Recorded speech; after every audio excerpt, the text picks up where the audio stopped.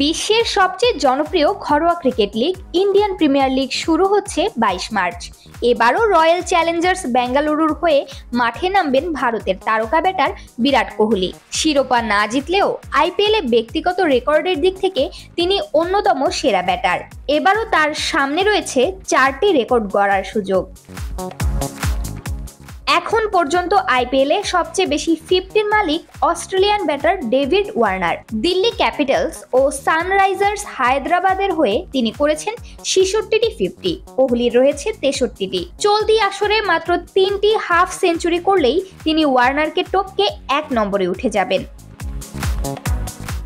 আইপিএলের 17 আসরের ইতিহাসে সবচেয়ে বেশি 118টি ক্যাচ নিয়েছেন দক্ষিণ আফ্রিকার এভি ডি ভিলিয়ার্স। কোহলির ঝুলিতে আছে 114টি ক্যাচ, আর মাত্র 5টি ক্যাচ ধরলেই তিনি আইপিএলের সর্বকালের সর্বোচ্চ ক্যাচ শিকারী হবেন।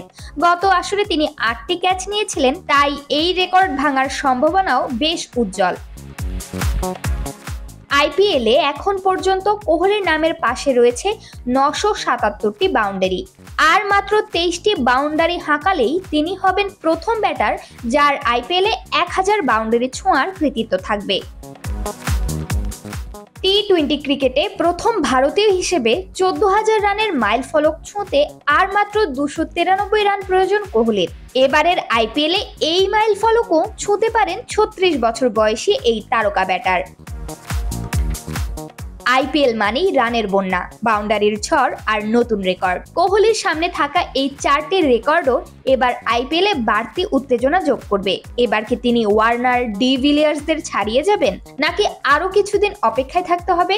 উত্তর মিলবে 22 মার্চ থেকে শুরু হতে যাওয়া জমজমাট আসরে।